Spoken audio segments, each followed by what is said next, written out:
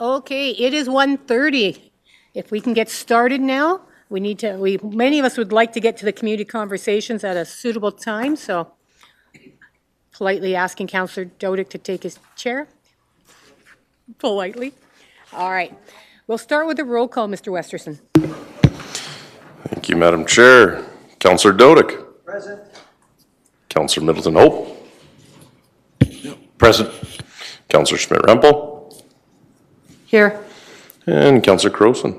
I'm here as well. Excellent, thank you. All right, so we have quorum, and we will get started with call to order and the acknowledgement statement. The City of Lethbridge acknowledges that we are gathered on the lands of the Blackfoot people of the Canadian Plains and pays respect to the Blackfoot people past, present, and future while recognizing and respecting their cultural heritage, beliefs, and relationship to the land. The City of Lethbridge is also the home to the Métis Nation of Alberta. We move to the adoption of the agenda. I have a motion from Councillor Middleton Hope.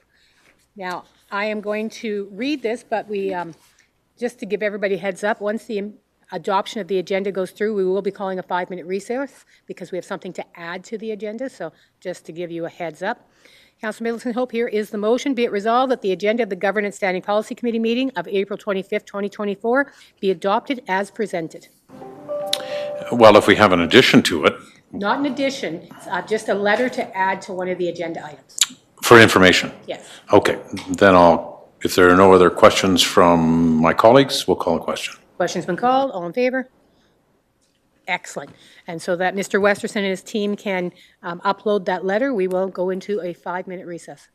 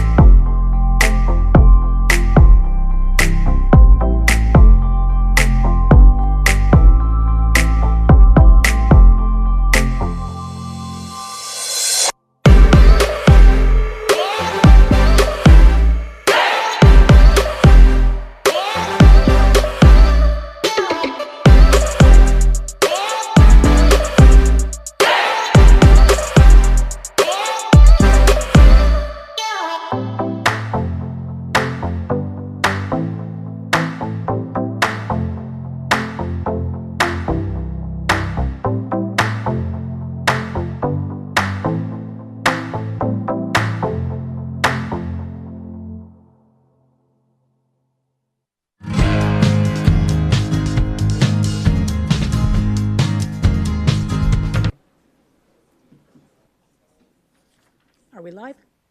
Okay, thank you all for your patience with that, but we do find sometimes for decision making it's best to have all the information in before we make decisions. So we now have that letter up on the agenda if anyone would like to read it. So we move now to the consent agenda. I have a motion from Councillor Dodick Be it resolved that the minutes of the Governance Standing Policy Committee meeting held on March 28, 2024 be approved, and the Chair and City Clerk designate be authorized to sign the same. And further be it resolved that the status of initiatives for April 25, 2024 be received as information. Councillor Dodick. If there are no questions, I call the question. Question has been called. All in favor? Passes unanimously. So that moves us into presentations, and we have a presentation from Andrew Malcolm, General WSS Advisory Committee, Community Advisory Board Governance Amendments. I'm hoping Malcolm, the floor is yours. I will do my best. So good afternoon, members of SPC. Next slide. The purpose of today is to focus on a revised governance structure for the advisory board that is required of the city under both the federal Reaching Home and the provincial FCSS programs and the funding agreements. Ultimately, we are looking for SPC's support today and council's support on June 11th to transition decision-making for FCSS and Reaching Home program level funding distributions to the advisory board, functioning as an administrative committee. This is in alignment with best practices across the country and will allow us to be efficient and effective as we move into our next funding term and responsibly execute strategic investments that will advance community well-being. Next slide. So they say a picture is worth 1,000 words, and this represents the path of the advisory board and the governance discussions dating back to 2019. It's been anything but linear. Most recently, in January through March, we've been discussing with SPC and current advisory committee members on shifting to a BCC or a city council committee, and felt quite confident in this approach until we were dotting our I's and crossing our T's with the city clerk and city solicitor, along with the new Reaching Home directives that came into our hands on April 1st. Challenges were presented, making this approach no longer the best option. So we pivoted to what we are presenting today. The image also represents the complexities of the community well-being and safety environment, including mental health, addictions, poverty, racism, trauma, etc. Good tune. Unfortunately, this complexity is then further compounded by the contractual obligations and directives of our funders. Despite our gratitude for those dollars, we don't get to necessarily spend them exactly how we want in the community. We have to follow their directives. Further complicating is our current setup, which is impacting our ability to effectively work with our CAB and provide timely, responsive, and transparent solutions to the community. While we cannot address all of these complexities, we certainly can address the last one, making it slightly less complex and allowing us to move things forward. Next slide. I won't go through this again. It's been something we've harped on a number of presentations, but over the last 5 years, there's been some key dates, and there's additional details and links in the package. Next slide. So an advisory board has a critical role in both Reaching Home and FCSS funding. It ensures the community is represented in programming and funding allocation decisions, and there are, again, contractual expectations that we must meet. While they are similar, they do have some distinct, unique characteristics to the two of them, and one of those challenges is for us is bringing those together into one advisory board that oversees both. Next slide. So the proposed changes have been more than a year in the making, including best practice research, dialogue with our funders, robust discussions with our current advisory committee, and community stakeholders. We've been listening intently, and the attachment provided shares the issues and challenges we are hoping to address. Issues and challenges that are shared by administration, council, current advisory committee members, and the community. We're simply all on the same page and looking forward to moving in that way. This includes a simplified mandate, a stronger alignment to the funding agreement requirements, and a stronger alignment with legislative and municipal role separation. I want to emphasize that we have come to the conclusion that we have been trying to solve all the real and perceived challenges through governance, and there are multiple tools that we can look at, governance being one aspect. Next slide. So as it relates to proposed changes, I found some of the key ones are noted here. Again, simplifying the mandate and rebranding to focus on Reaching Home and FCSS, reducing the number of committee members from 24 to 7 and removing perceived and real conflicts of interest, increasing the representation of Indigenous CAB members, focusing on annual submission reports for transparency and accountability, and really focusing on new ways of engagement with our community and ensuring that the community voice is at the table. And then finally, that we have a transparent process for funding allocations. Next slide, please. So with an administrative committee structure, we don't need council's approval of the attached terms of reference. They're still in draft form and they're there to share where we hope to go. We do, however, need council's approval to step back from the interim decision-making direction of 2019. As has been noted, June 11th is a very important date for us to advance a competitive call for proposal that would lead us to award funding to get service provider contracts in place for January 1st, 2025. As such, if SPC or council is not supportive either today or on June 11th, we will need to revert to the status quo model for another 2 years. This would require us to bring funding disbursements forward to SPC and to council, adding 2 to 3 months minimum to our processes. And with recent presentation from our city treasurer, we know that there's some busy meetings on the horizon with the capital and operating budgets. To wrap up, we understand that the history and the baggage attached to CWSS and some of this work, and why there were previously and may continue to be some concerns or hesitancy from council to step back from their role. But we really hope that we can show that we have done our research and are moving forward in a way that benefits the community. Thank you. I'll be happy to answer any questions. Thank you, Mr. Malcolm. We will first hear from the public and then we'll go into questions. So if you want to have a seat right now, so because this is a standing policy, the public who wishes to speak will have 5 minutes maximum. If you have questions you wish answered, direct them to the committee, and when the committee asks questions later, we may ask those questions on your behalf. So any questions should be addressed to us. And after, as I said, after you are done, every member of the public has been heard, and then SPC will be to ask questions, either of you or of the administration. We will begin with those who are pre-registered. All right. I'm not sure if I'm going to say this name correctly. Mr. Mir Shiro.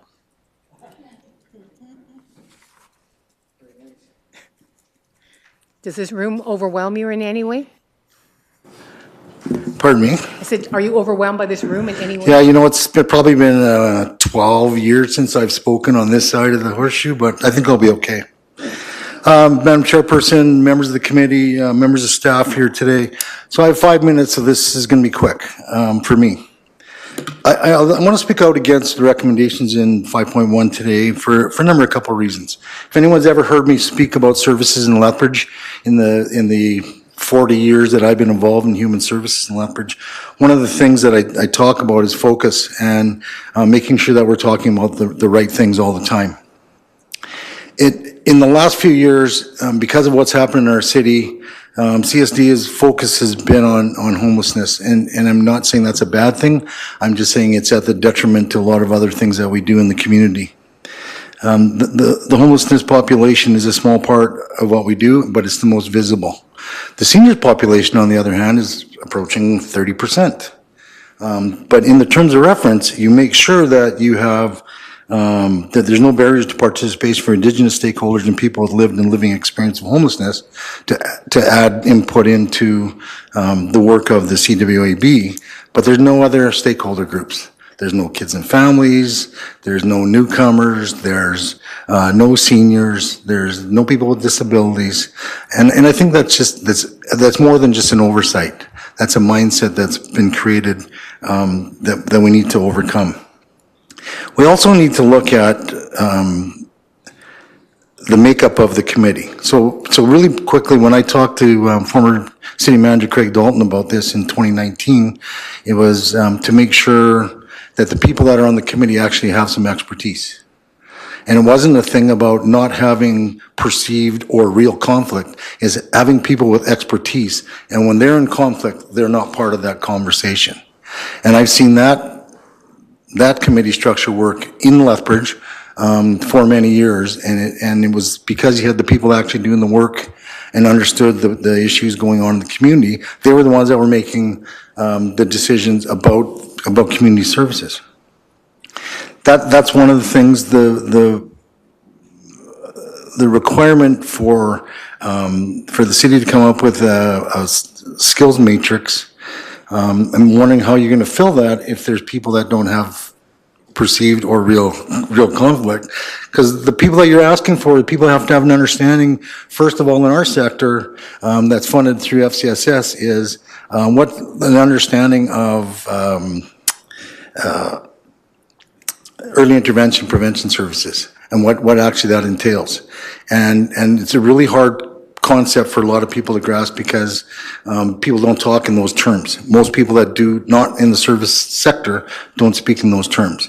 And it's really important that people get that understanding because just about every provincial government that comes into power wants to take money away from FCSS initially because they don't understand prevention, early intervention. And I think we can't propagate that same kind of mindset in the city of Lethbridge. I just want to say that I understand you have a difficult position. I just wanted you to get an opinion from someone who's worked in this field for forever and someone that continues to work towards, I think, helping out some of our vulnerable population. And good luck. Thank you, Mr. Miyashiro. That is the only one who has signed up, so we will now go to the general members of the public. When you come up, please make sure we get your name so that Mr. Westerson can record it. So is there anyone else in the community who would like to speak? Okay, please come up. Madam Chairman, members of the committee, my name is Ken Kissick. I am co-founder of Streets Live Mission, but I'm also a member of the current CWSS Advisory Board. I've also spent the last 4 years as part of the different iterations of CWSS and SSIG. I am speaking for the recommendation coming before you. It's still a struggle, and there's no question this is something that is difficult, but I think that from a perspective of being able to work directly with those agencies, I'm also a funded agency, that it simply makes sense for an element of trust to be passed to a group of people that you keep asking to deliver some community. Now, there are some things in the presentation today when they talked about 7, the current CWSS Advisory Board, we haven't finished that. This is in a draft. There are some different numbers that are being talked about, but then our understanding is the terms of reference of this committee aren't really council's. They belong to administration, if I've understood that correctly. So we're working through that, but we see the need to bring in competent people that will make those decisions. The lengthy process and why we're here kind of not fully, I would say fully prepared, is this time frame thing. Because all of these things are set down by the federal government, different things, the times that have to happen, and you can't leave the agencies hung out for a 3-month period with no funding. So I speak in favor of it, and I trust that you trust your people. Thank you very much. Is there anyone else in the community who would wish to be heard? All right. Having heard everyone from the audience, we will now move to questions from the committee, starting with Councillor Middleton Hope. Thank you, Madam Chair. I'm just wondering if it would be appropriate to ask a question in regards to the terms of reference from administration. That's a question to you, by the way. Recognizing that it will be determined by administration, I think you can ask a question more about the philosophy of the terms of reference, but not specifically because that will be an administrative decision. Would I be correct on that, Mr. Lone? Okay, so yeah, large-scale question, but not minute detail question. Little bit challenging because I reflect on what Mr. Miyashiro had to say regarding the skills matrix, and I certainly fully endorse that. And I do have some specific concerns in regards to when we identify specific groups of people as opposed to a more generic terminology. So we have said specifically in here that we want to increase representation of Indigenous members. I'd like to see a change in that. So that question will be directed at Mr. Malcolm, is that something coming from the funders or like that sort of thing? I think is a question that council can ask. Yeah, I can address that in... Let me clarify it so that you're fully aware of what I'm talking about here. In the document, it talks in the terms of reference about we need to increase representation of Indigenous CAB members. Why wouldn't we take a look at number one, developing a skills matrix, and you may have that, but Mr. Miyashiro spoke in terms of whether or not there is a skills matrix, and whether or not we are prepared to look at, I'm certainly in favor of looking at greater diversity participation, but not from one specific group. Thanks for the question. So to address your questions, as well as I think some of Mr. Miyashiro's, our current setup has 24 members, and the approach there was to try to have representation from all the priority populations and the interest groups in our community. We are just going through the update to our community wellbeing and safety strategy, and that will be coming forward on May 16th, which has identified another 3 to 6 priority populations. So if we've identified 24 priority populations and there's another 6, we're potentially up to 30 members to ensure that everyone is represented on this committee. That becomes very challenging in terms of managing a community advisory board. And so what we have proposed is to actually look at choosing 7 members who are strong community leaders with expertise in governance and decision-making, who would be chosen through a skills matrix, which is yet to be developed, but would be looking for those types of skills. And it would be then a different engagement technique that administration would help the community advisory board with in putting them out into the community to engage with all of those people directly. Hear from them, then that way their information is being consumed to make decisions. So our approach is to actually put good decision makers into these positions, put them into a situation where they can go out into the community and hear a vast array of dialogue from the experts and bring that information back to their decisions instead of trying to get those expertise in the seats who are actually making the decisions on a regular basis. So it's a change of approach. And what we would be looking to do is build that skills matrix to get those right people into those positions. And then to speak to the Indigenous component, this is one that is primarily driven, I mean, it's a good thing to do, but it's primarily driven by our funders with Reaching Home. We have 2 streams of Reaching Home funding. One is the Indigenous stream, and by holding that, we are required to have their involvement. One of the challenges we've had is when they're sitting as 3 members of a group of 24, their voice gets lost.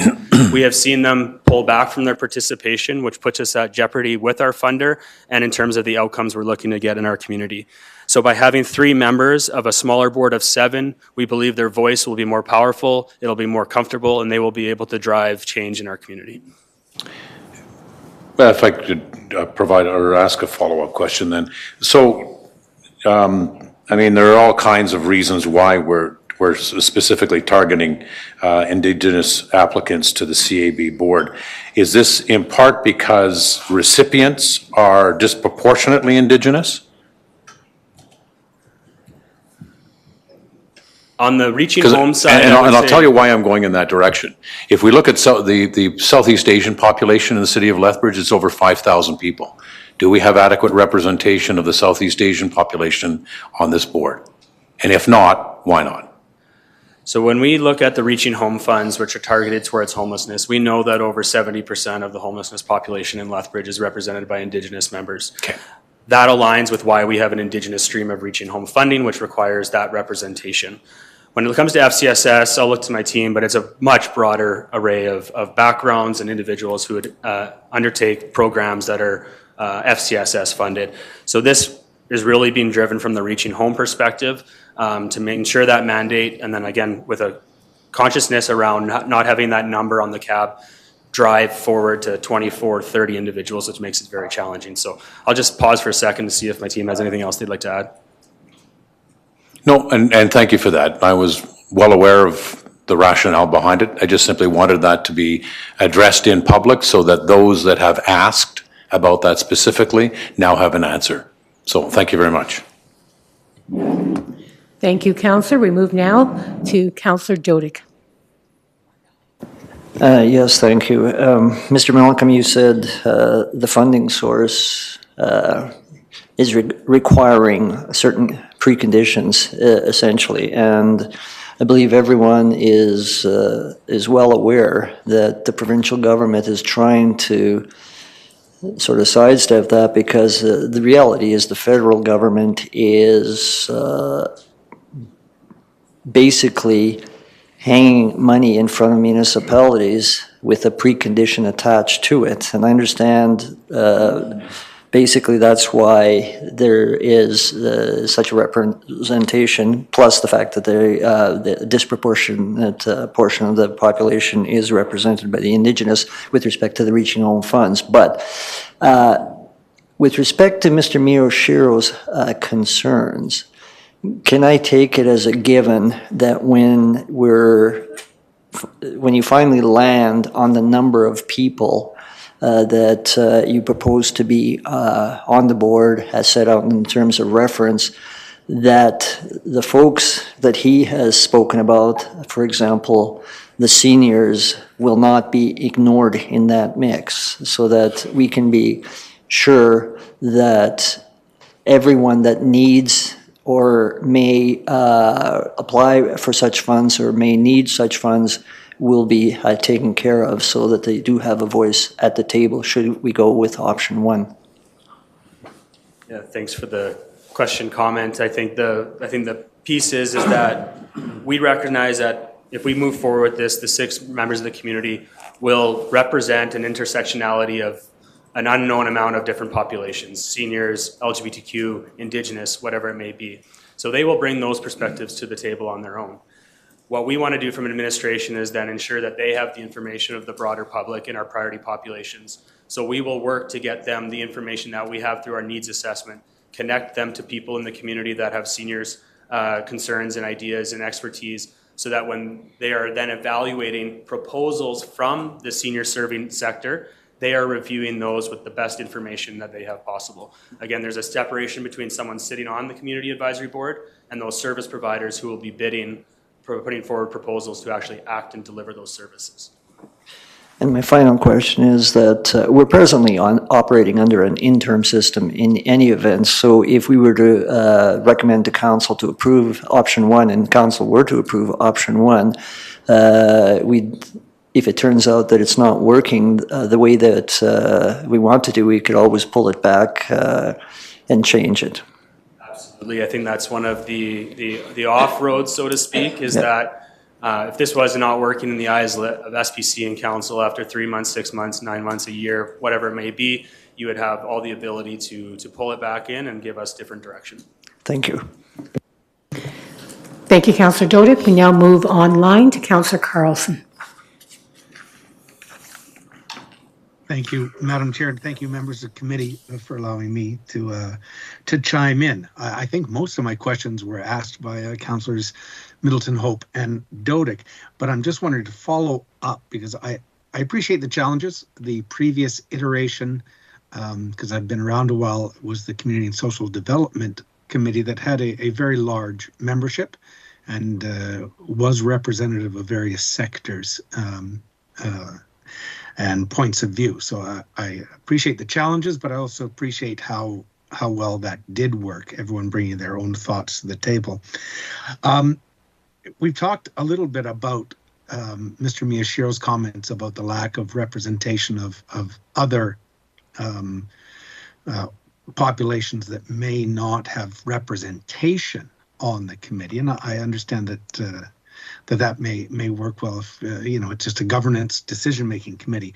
But is there any way that we can ensure that the expertise and knowledge from the different sectors, different populations is not only available, but is utilized by the proposed CWAB? More formal partnerships? I'm not sure how it would work, but I know at council, we require some of our partners and stakeholders to present to us on either an annual or biannual or even quarterly basis. Is something like that a consideration to ensure that while they may not be at the table making the decisions, that all their information and all of their expertise and knowledge is being shared on a regular basis? Thanks for the question, Councillor Carlson. I mentioned that there's new directives from the Reaching Home program, and one of those is actually a new requirement for the CAB to have an engagement strategy in place. And so when we talk about how administration and the CAB would want to have a different approach, it would be outlined in that engagement strategy. So it would be something that we would commit to and then follow through on. We also, in our presentation, alluded to more regular reporting through an annual report, so that would hopefully close the loop with SPC and provide that check-in to make sure things were moving as per expectations. And then the other piece is that, and I shared this number in a previous presentation, that since January 1st of 2022, administration attended 45 council meetings, bringing forward 70 unique requests. 51 of these 70 were related to funding requests. We were 97.1% successful. But this process took over 714 staff hours, which is the equivalent of 95 working days. These are 95 working days that our team would much rather spend working and engaging with the community and making those connections. I have talked with Mr. Miyashiro in the past around how the ability of the department to support engagement in other areas and other working groups, coalitions, and community committees has really dropped in the last few years. We want to be able to re-engage in that, and I think this transfer of administrative hours would be something we would be prioritizing to make sure this works. Thank you for that. So the engagement strategy is something that may answer my question when we see it. So I appreciate that. Madam Chair. Just before, you're making the assumption we will see the engagement strategy. Is that only at the administrative level, or is that? So it would not come forward for approval because it would be, if we proceeded with this format, it would be a document of the Community Advisory Board as an administrative committee, but it would be required to be posted and publicly available, so you would see it in that way. So just making sure your assumption wasn't made there, Councillor Carlson, you're okay with that answer? Okay. Yes, thank you. And I'm wondering if I can direct a question if Mr. Miyashiro was still there to one of the presenters? Yes, and SPCs, you can talk to the public as well. Woohoo! Thank you, Madam Chair. Mr. Miyashiro, question to you. You've heard some of the questions and some of the responses by Mr. Malcolm. Does it give you any comfort in what you're hearing that there will be at least a connection, if not direct representation? No, it's not that I don't doubt that a concerted effort will be made to do the right thing. I'm not saying that at all. It looks like, though, on appearances that the focus isn't on the whole community. That was my concern in the terms of reference. Who am I talking to? Where's the camera I'm looking at? Can you see me? I can see. I can see you. Okay, I'm just looking at all around. Sorry. Keep turning so we get your good side. So that's my point. The point wasn't that I don't trust. I have a great deal of respect for everyone in that department. I always have, and you know that. I've talked to you about this. But the fact that in the terms of reference, it's not as inclusive as they think it might be. And that's what I'm addressing right now. And the skills matrix that they're talking about, it's almost contradictory to their whole point about no perceived or actual conflict. Because I'm not sure who you get, someone that's going to have an understanding of the nuances of the different services in the different sectors that doesn't have some kind of direct involvement or has had some kind of direct involvement in which it would be a perceived conflict. That's all I'm saying. I'm not saying that they're going to purposely go out and do something nefarious, and I don't want you to think for a second that I would imply that, right? It's just the fact that the way it's written doesn't look right to me. And thank you. Maybe if I can just probe a little further on that, Madam Chair. Mr. Miyashiro or Mr. Malcolm, is there any sort of language that could be embedded into the terms of reference to give that level of comfort that it's not a narrow-minded focus on homelessness? It is about broad community goals, because I know that FCSS dollars are very much directed at early intervention and prevention, and that is quite often targeted at youth. And I don't see youth, in addition to what Mr. Miyashiro said, youth, families, children, seniors. I don't see those referenced here. So it's one of the things that the way it could be worded in a more broad sense, but to focus on what's necessary. So could it say something like that? There are mechanisms for marginalized, minimized populations to have input into whatever, right? That kind of wording versus specifying specific target populations? Mr. Malcolm, do you want to answer that as well?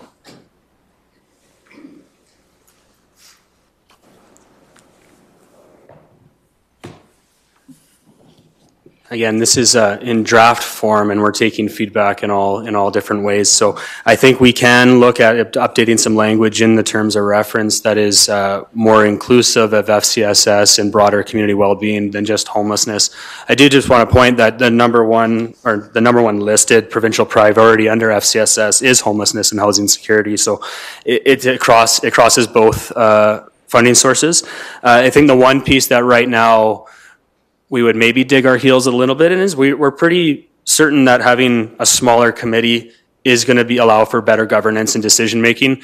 There's a lot of information that needs to be shared with these individuals to make good decisions, and trying to do that with 24 different organizations who up to this point were able to even put proxy votes, another issue, was very challenging. So I think we can absolutely look at that language. When we actually go out to funding, we have to follow the FCSS priorities. It is prevention is our number one priority, so we can absolutely do that. I think the one piece would just be, at this point, we're not looking at changing that membership representative unless it's the piece that's really holding us back, and then we're welcome to do it, because again, the big thing that we want to do is step back, council back from that interim decision making, because it's taking a lot of resources and slowing us down in terms of being responsive. Thank you, Mr. Malcolm. Okay. Thank you, Madam Chair. Okay. Councillor Schmidt-Rempel. Thank you very much. And yes, Mr. Malcolm, please stay up here. So I've got a number of questions. I'll start out and then I will take a step back and allow my colleagues to ask questions that they might have. You indicate that the terms of reference are in draft form only. You're looking for a decision to be made on June 11th. What does that transitionary period look like from when this goes to council in May through to June 11th? What does that transitionary period look like? So I believe that there is a transition period, but it won't be between now and June 11th. June 11th will be our starting point of that transition. Okay. So the point in time, and the reason why June 11th is so important is because there is a transition period. So assuming that this gets supported on June 11th, we would be putting out our procurement call for proposal approach shortly after that. We're planning on leaving that open till late August or early September. We would need this new community advisory board to be oriented, trained, educated, and ready to review those when that closes in September. So between June 11th and September is our transition period, and we'd be looking to explore the role of the current advisory board in that process and working through those details should this be successful. Okay, so during that transitionary period, then the current board, the current CWSS council would be working with the new group and work into that so that it's all set up, ready to go and making good decisions in September. Correct. Okay. Second question I have at this point is, where is Lethbridge Housing as our CBO in all of this? I don't see them included, but they don't get funded, but they are decision makers in this community. So and have good information. So where do they fall within all of this, and have discussions been had with Lethbridge Housing? Yeah, thank you for that question. We certainly see LHA as a big partner as our community CBO, kind of handling the right hand to the left hand on the homelessness front. We have engaged with them on this terms of reference as recently as this morning with a few follow-up questions to understand where they see themselves. And that is ongoing. So that's why one of the main reasons why this is still in draft form. We haven't necessarily landed whether or not they want to be a representative or one of the at-large community representatives, have their own seat, or potentially look at an ex officio status where they would be involved in all the meetings, providing information, making those connections around how the two Reaching Home and OSSI programs are working together, but not necessarily have a vote. So those are ongoing. We're engaged with them, and we certainly want to make sure that their voice is represented in the outcomes that we're all working to achieve. So that might come in a future terms of reference as that's being updated. That's right. Okay. And then just the final question from this round that I have. How will the committee members be decided for this? Who's going to do the appointments? How will those be evaluated? You've got the skills matrix. But will this follow a similar process to the BCCs that we currently have? And is there going to be funding required for those committee members now being appointed to the new board that we're looking at? So in terms of that process, that's something that we've discussed, but we haven't finalized yet. So that'll be part of that transition plan. It was a topic of discussion at the most recent advisory committee meeting, where there was a couple different recommendations. One of which was pulling members from existing council committees, like Reaching Home Reconciliation Committee, to actually form a bit of a panel who would choose those members. What we want to avoid is CSD administration making those appointments. We know that was potentially drove some attention and problematic in the past, so it will not be us. And I will look to Ms. Hilford as the clerk to understand whether council can or cannot have a role in that, just recognizing the boundaries between a council committee and an administrative committee. Yep. Yeah, so administrative committees are under the purview of the city manager, with administration deciding, who would be on it. I guess council could, have some input into it if they wanted to, but ultimately it does reside with, the city manager and delegation of the city manager and to ultimately staff. Right, yep. Okay, and funding? I'm just gonna pull up Ms. Motts. I want to say my question back to you, I'm not exactly sure if honorarium are allowed under our funding source. So if honorarium or payment was going to be made to fund individuals who are involved, it may have to come from a different source. But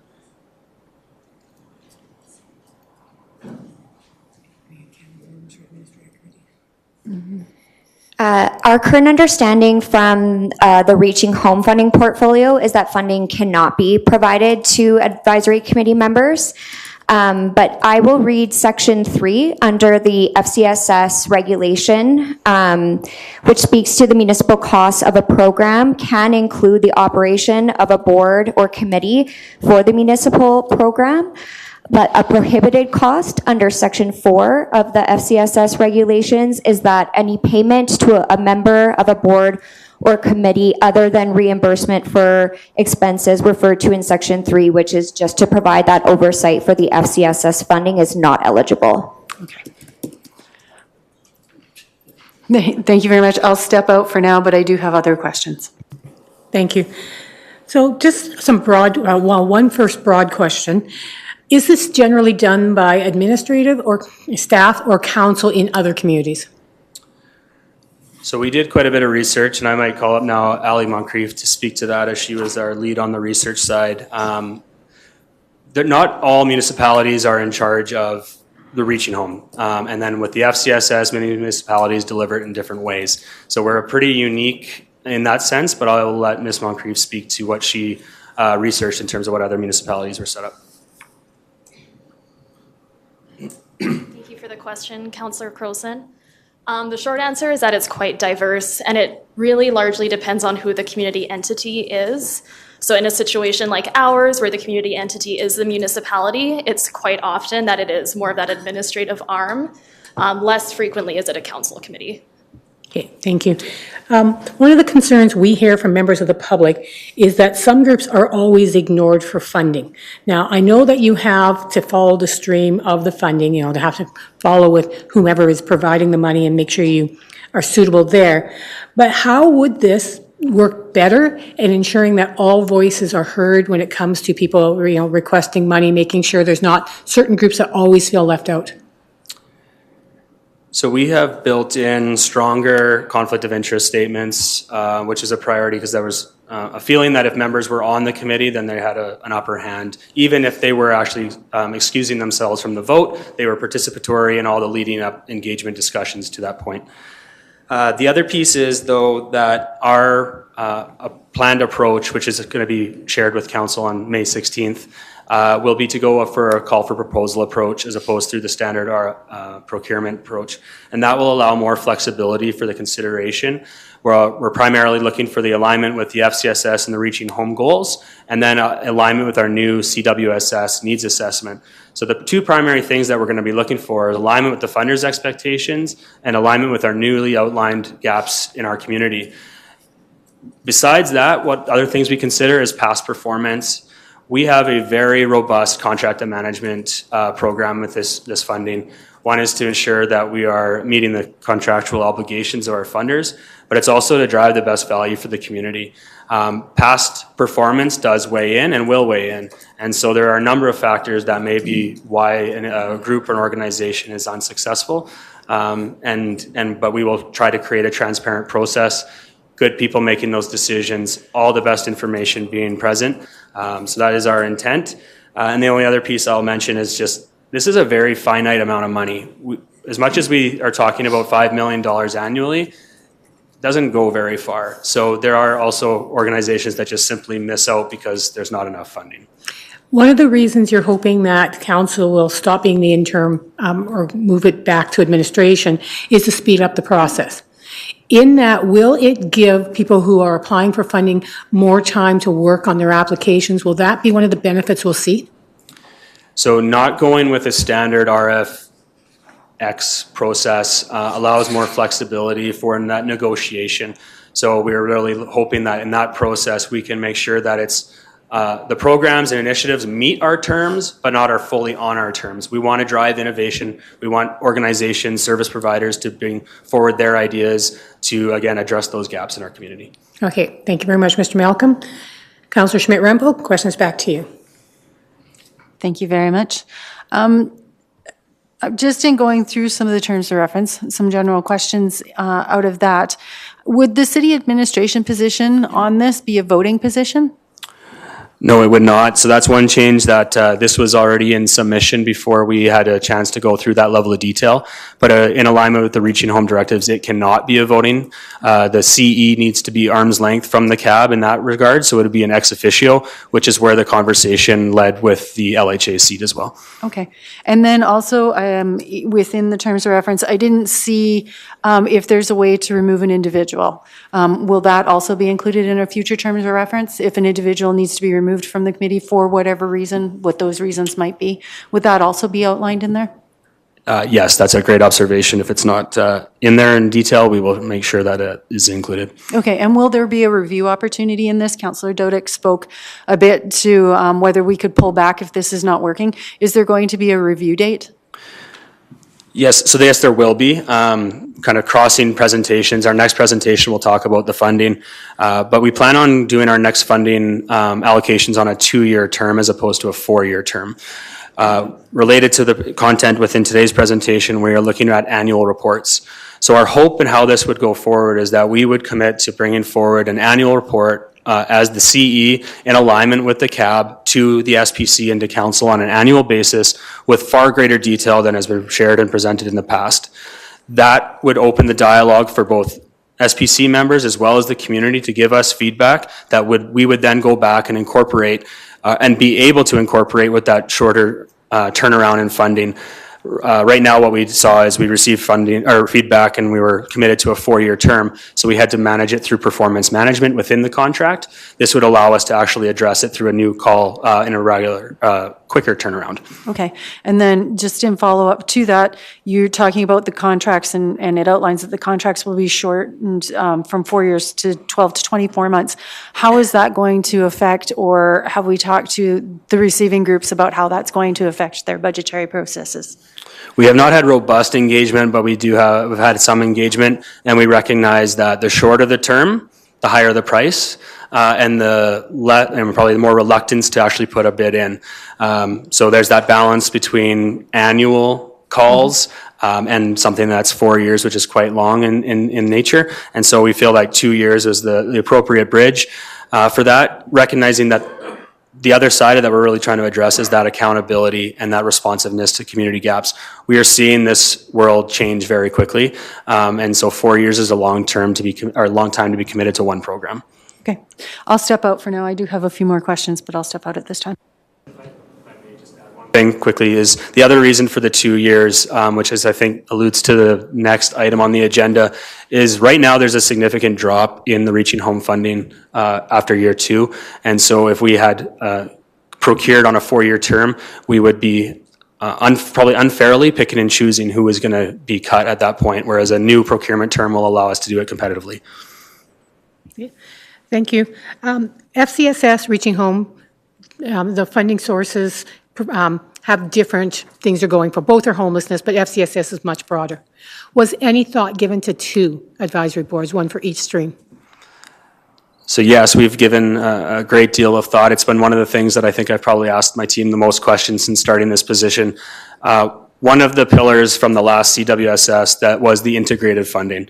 So at that time, there was the OSSI, the Reaching Home, the FCSS, and the municipal funds that we have. And in integrated funding, we can put out single contracts to certain providers and split the funding up between the sources that aligns with their programs. We are still moving forward with integrated funding, just having lost one of those sources. It gives us a great deal of flexibility, especially with the municipal funding.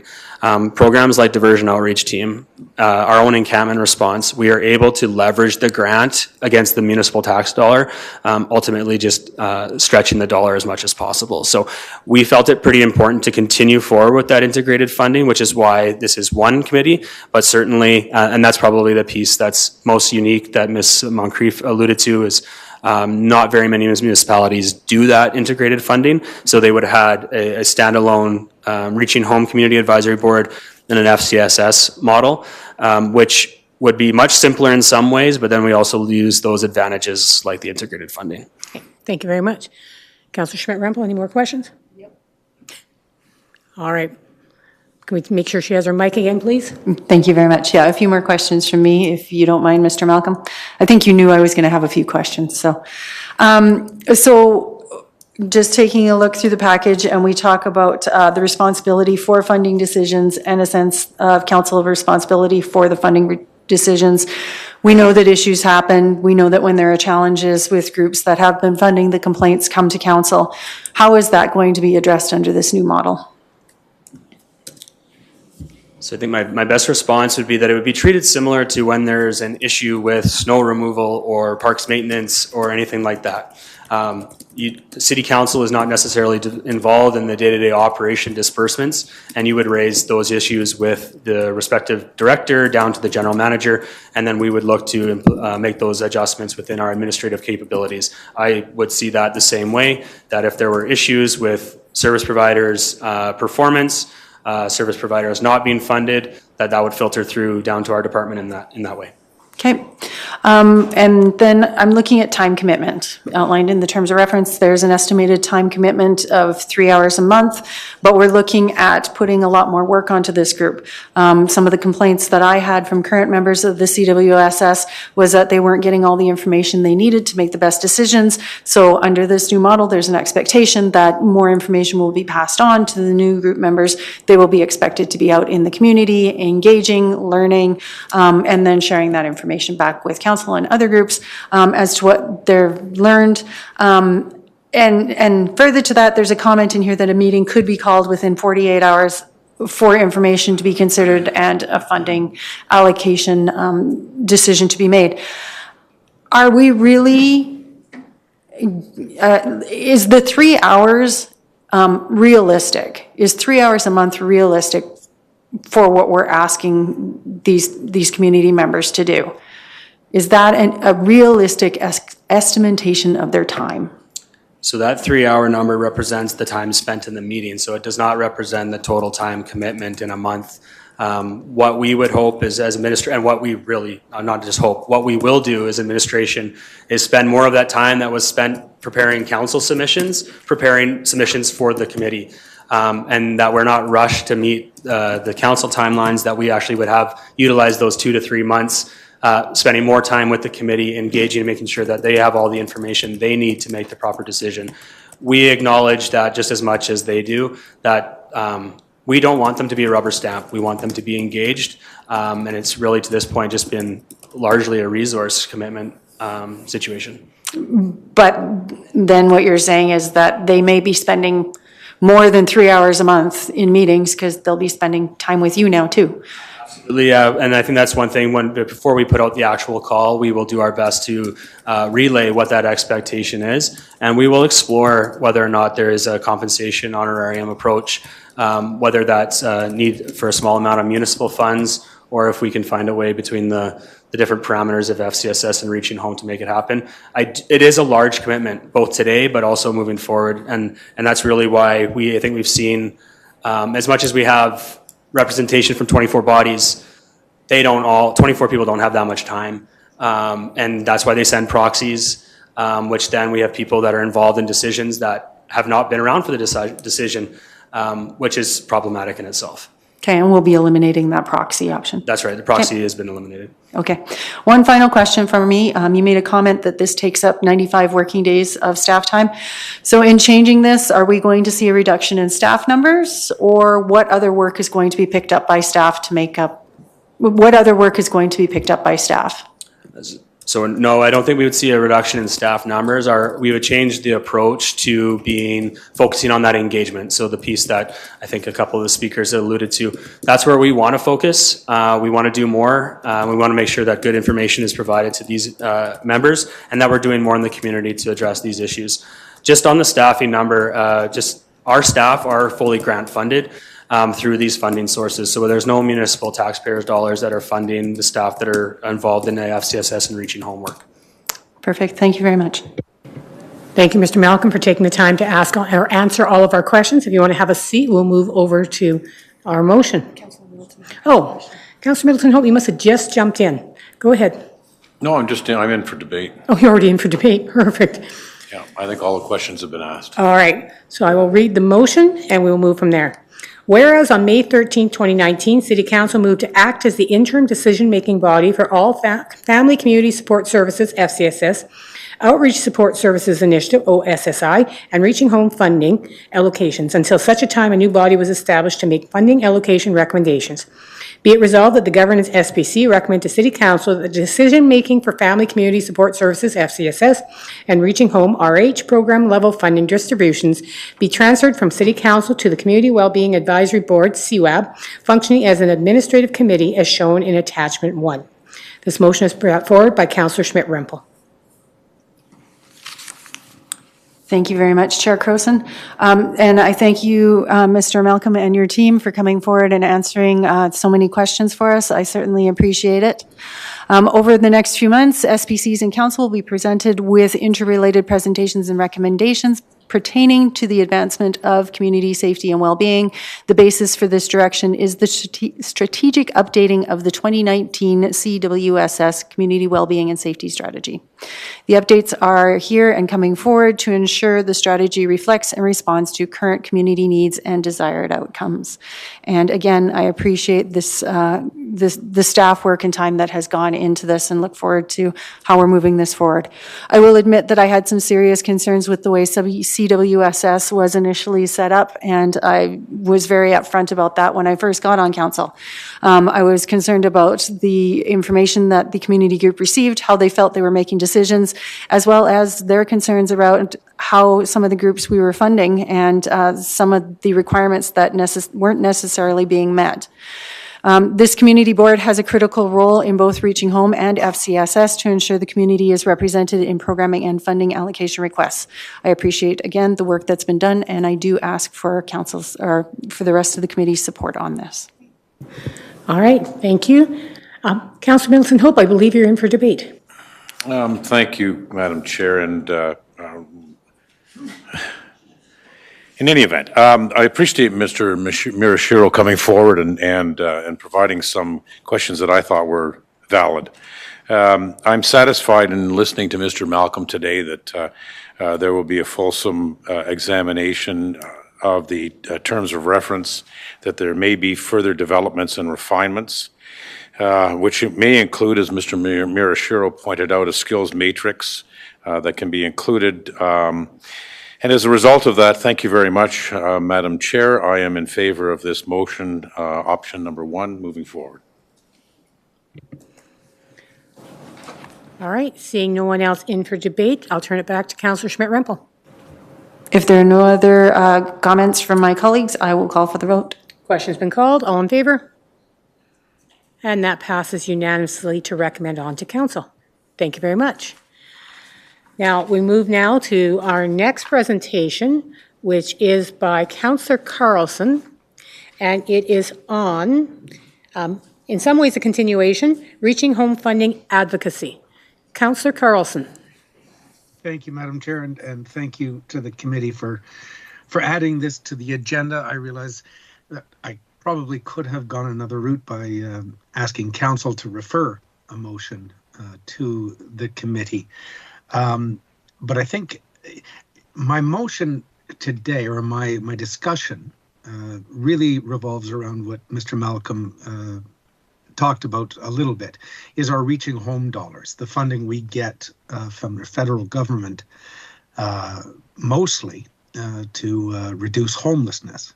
And at the last, two council meetings ago, we did see from Mr. Malcolm that funding is being severely reduced over the next 4 years. And that raised a bit of an alarm bell for me, because we rely heavily on those dollars to achieve outcomes in our community.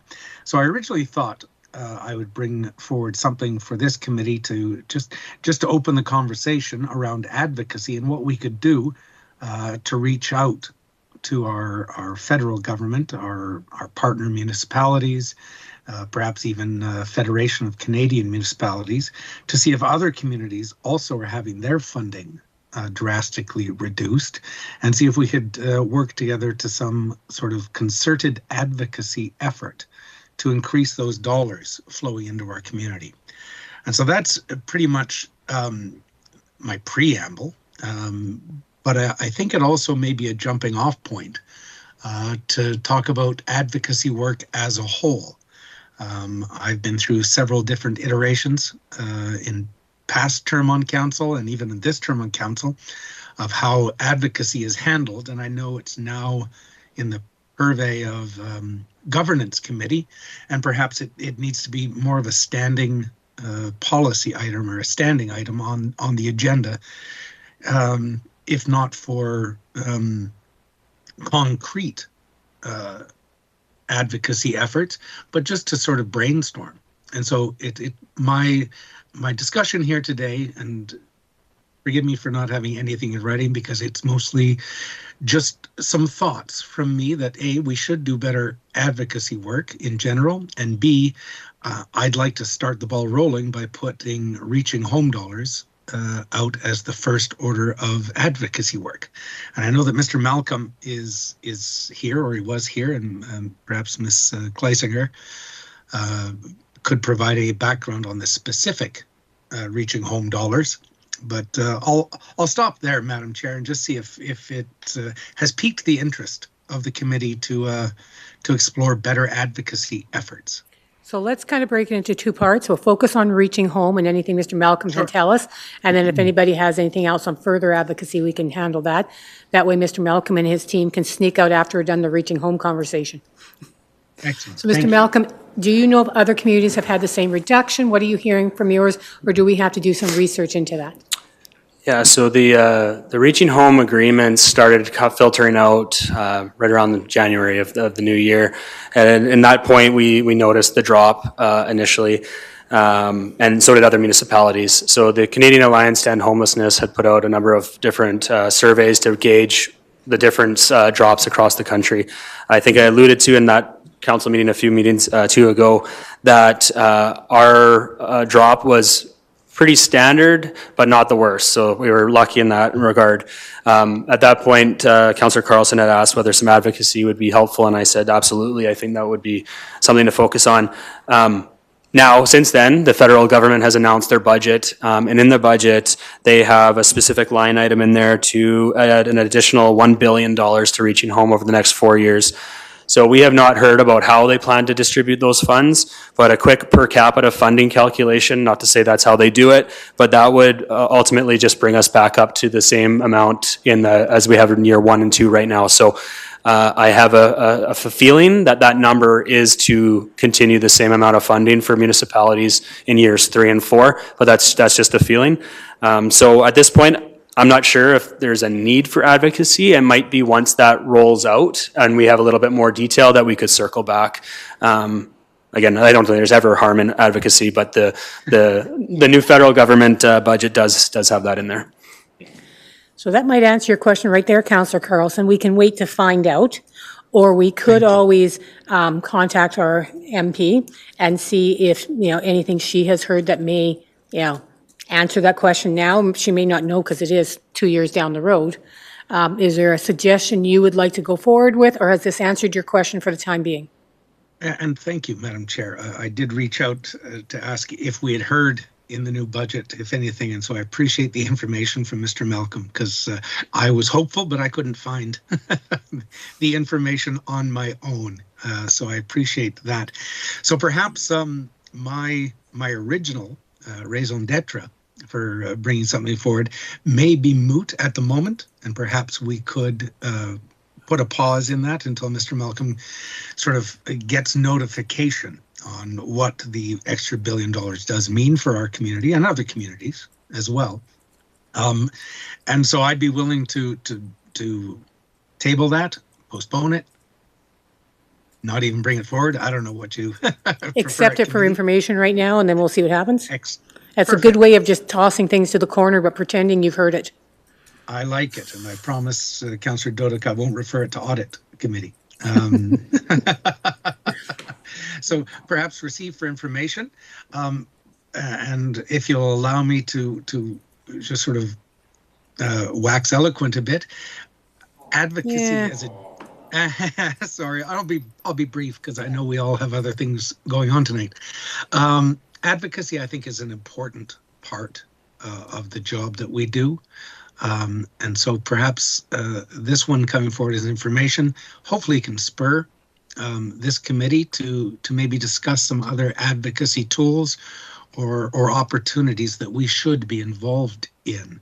I know last term, we, for at least a year, 16 months, we were going hard and heavy on advocacy, and it seems that has sort of stalled. And I would not like to see it stall, because the more advocacy we can do, not just for the city, Big C, but for the community of Lethbridge, I think serves us better. So I thank you for the motion to accept my blathering as information, and I'll just leave it there, and hopefully it spurred some discussion. Thank you. All right. Is there anyone else who has anything sort of on the broader category of advocacy? No? Councillor Schmidt-Rempel? Thank you very much, Chair Croson. And just to your point, Councillor Carlson, on advocacy work as a whole, maybe one of our staff can answer this for me. Team Lethbridge is starting their training tomorrow, and we haven't gotten any word as to where the city's participation is at that. So I'm just wondering, because it is and should be part of a broader advocacy plan, because it not only builds advocacy with our provincial government, it builds advocacy within the community and with other community partners and groups. Is there any information about where that is at, particularly given that the training starts tomorrow? Now, I'm going to be quite certain, Ms. Kleisinger, that's not your department. But have you? I would say that if we have Mr. Hillier here, he'd be maybe better to answer that one. So we could reach back and perhaps get a more robust answer for you, if that works. And yeah, because I think because they are starting to gear up for Team Lethbridge, and I don't think any members of council, we've had any conversation around it. There is the training tomorrow? Yeah, the training tomorrow morning, yeah. And I believe it's a wide invitation to come to the training, because it's not just for Team Lethbridge members, but it is part of the Team Lethbridge Gear Up. So just some information about where our participation in that is at would be helpful. Okay. And it's open to councillors who want to go as well? Yep, So as far as I understand. Admin could make the decision to go or send somebody or not, and councillors could make the decision to go if they wish to? Yep. That was my understanding, yes. Unless they tell us there's no room, because it's... I remember getting an email about it, but I knew I had something else that day. Yeah, I had an email about it as well. Councillor Carlson, we're going to loop back to you, because quite often it is our EDL rep or council rep on EDL who attends these things. So what are you doing tomorrow? And thank you. It is in my schedule. It's I believe I think it's at the Sandman. I didn't open my calendar right now to check, and it'll be my first. It's again one of the challenges of the rotational part of committee memberships is that previously, I believe it was Councillor Campbell was on EDL during all the discussion, all the planning, everything. At my first meeting, they said, "Yeah, we're having our training session." I have no idea. I'm starting from scratch, and then for me to participate in all of the training and sessions, my term ends, and Councillor Palladino would be our representative during Team Lethbridge. So it's a real. I'm trying to phrase it politely because we're being recorded. Yeah, it's a real mess of who's going, who's in charge, who's representing the city. So I think thank you, Councillor Schmidt-Rempel, for bringing that up. It's I'll know more tomorrow. Okay. So basically, if I can sum, we have 2 of you going tomorrow. You'll report back to the rest of council, at least on the council level, about our Team Lethbridge involvement. Would that be accurate summary? And the admin part, we will leave to the admin team to have a conversation about. Sure, it may be more appropriate, Madam Chair, to direct these questions to the mayor, who is a long-term rep on EDL. Mayor Hagan has been there throughout the process and traditionally is our representative that goes up. So it may be... You did say you were going tomorrow, correct? I'm hoping to. Hoping yes. to, and then Councillor Schmidt-Rempel said she was going. So we know at least we'll have some council rep there, and we'll Agreed. leave it to either agenda review or a recommendation from this committee that we need to start talking Team Lethbridge and figuring out our plan as a council. Agreed. And I believe the mayor is attending as well. Okay, even better, tomorrow, we'll have 3 so- members there tomorrow.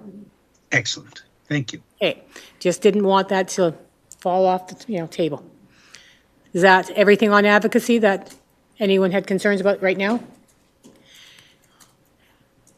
And If may I ask a question, Madam Chair? sure, And I think you started down this path while I was trying to open my calendar while Councillor Schmidt-Rempel was talking, so I may have missed it. But how is advocacy being handled at present? yeah, sneak off I- leave. Yeah, run away. Because I know in past, we actually had a dedicated committee that met monthly about it. Then we changed to a rotational of mayor, deputy mayor, acting mayor that met at the will of the chair. We always had staff or consultant support. And I'm just not sure what supports are there anymore, or if we have consultants on retainers, if we have dedicated staff. And not just that, but how is that information then getting back to council? I just don't, or this committee. I don't see the flow, if that makes sense. So there's some pieces to this, because it's the governance SPC, the agenda is set, like all committees, about 8 days prior, so it would be brought forward that way. Now, Ms. Hilford, I know we've had this conversation before about, could it not simply be a standing item, because 8 days prior, and I know we should, but council's not always that organized. The issue with standing items is sometimes there's nothing there to discuss. There's no report. So you'd have to withdraw the item. So council can do it. I advise against it, and report should be brought forward for an agenda when there's information available. So. Okay, so that's why it's not a standing item, Councillor Carlson. And we do still have staff support, Mr. Hillier still support with advocacy, et cetera, though not here today at this meeting. All right, let's jump to Councillor Middleton Hope, and then maybe it'll answer some more questions. Councillor Middleton Hope? Well, probably in for debate. This long rambling discussion with no preparation, no information, quite candidly, I understand Councillor Carlson's concerns about advocacy, but really, at the end of the day, I really don't have any idea what we're going to be voting on. Well, we haven't got a motion. Right now, the only motion is information. But that is part of the role of standing policy committees, though, is to have some of these conversations that may help us to come up with future direction, et cetera. So sometimes the benefit is in the conversation. I'm aware of that. So I think that's all we're having right now. We're not setting a direction. We did find out that we will have 3 members attending tomorrow, which I don't think any of us knew prior. So we are also gathering information. Fine. Yeah. All right, Councillor Carlson, you're back in the queue. Oh, thank you, Madam Chair, and I apologize for the rambling, pointless discussion. I engaged in Councillor Middleton To be Hope. fair, Councillor Middleton Hope did not say pointless. Rambling, lack of information, lack of presentation. Point well taken. You'll forgive me, I came from an older school where we had open and effective government, where it was much less structured, and we actually had really good conversations that started a lot of good things moving forward. And I know I'm not on this committee. It'll be the last time I attend. I thought it was good for discussion. Thank you all. You are always welcome to attend, Councillor Carlson. All right. Now, there was no formal motion brought forward with this, so it can be at this time to accept for information if that is suitable. All right. Councillor Schmidt-Rampel, do you mind bringing that motion forward?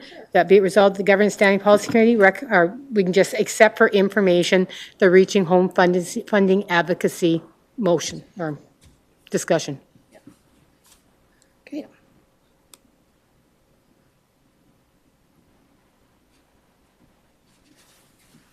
All right. And, yep, no, I can bring that. Captured? Yep, that's I don't think we need to add much more to that. All right, question's been called. All in favor?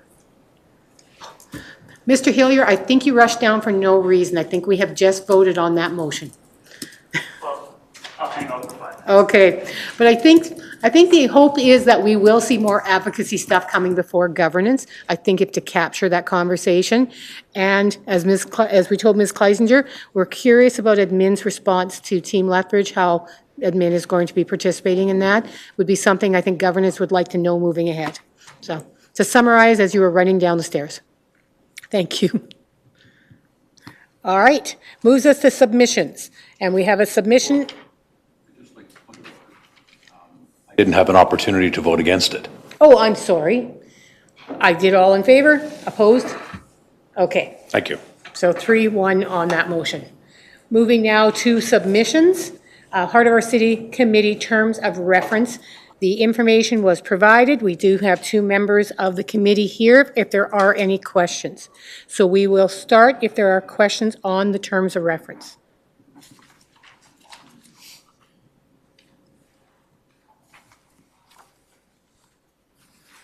All right, Councillor Schmidt-Rampel.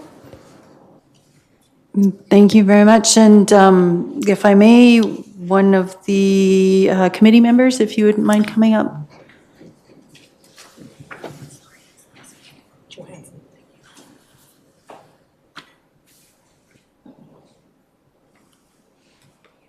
To lower this so far. I'm with you on that. Thank you, Ms. Johansson, for bringing this forward, and thank you to you and your committee for the hard work that you have done on this. Just a few brief questions out of this, and I'm just pulling, okay. The first question that I had was, we're looking at increasing the number of public members from 4 up to 9. Sometimes with our boards, commissions, and committees, we do have a challenge to get up to 9. Do we expect that to be a challenge to get up to 9? Is the Heart of our City going to do any separate recruitment to get to that number? Thank you for the question. We have not had any trouble filling those 9 spots. In fact, we had some very qualified applicants and candidates come through that we did not have a space for. Perfect, thank you very much. And then the second question I have was removing Southern Alberta Ethnic Association as an organizational representative. Was that group consulted with on that? Why the decision to remove that group as an organizational representative? We attempted to have that discussion. Both Stephanie Parsonage in City Clerks and myself reached out to the representative from the Southern Alberta Ethnic Association. We did not have their designate attend a meeting for quite some time and received no responses to our emails. Okay, and that was reaching out to Southern Alberta Ethnic Association? Executive Director. Okay, thank you very much. Thank you, that was all I had. Any other questions from any members of the committee? All right, I don't see any other questions, so you may have a seat again. Thank you so much for coming in. All right, so we do have a motion brought forward by Councillor Schmidt-Rempel. With your indulgence, I will not be reading the entire one because I'm sure I would get it incorrect. But basically, it's changing the title, it's the committee composition, as you can see outlined, the terms of appointment, removing that the chair will be elected from amongst the membership, because of course the chair is elected from amongst the membership, how subcommittees work, duties and responsibility, meetings, quorum, and support services. So it's quite a thorough terms of reference, and they are looking that we recommend that council approve these amendments. So we will go into debate. Councillor Schmidt-Rempel. Actually, if I may, I do have a question for our clerk's office. Okay, go right ahead. How often do our BCCs report back to council or to an SPC? Because I didn't see a specific regular reporting date back in this one. Is there a regular reporting date for our BCCs to come to an SPC or to council to present in any terms of reference for anyone? In the procedure bylaw, there is a requirement to report back. I don't think it says annually. It may. Sorry, I don't know off the top of my head. Some terms of reference do say when to report back, but generally, boards, commissions of committees of council should report back, and it probably should be annually. Okay, thank you very much. And that is something I know we're reviewing our BCCs at this point. So that is something I would like to bring to the clerk's attention, is to make sure that we are including that. That was the only question I had. So moving into debate, if no other members of the committee have any questions, comments, or debate, I would call for the vote on this. Okay, question's been called. All in favor? That passed unanimously. This time I counted to 4. All right. We move then to the last item on the agenda. We're adjourned. I'll see you all at the community conversations if you're heading over there.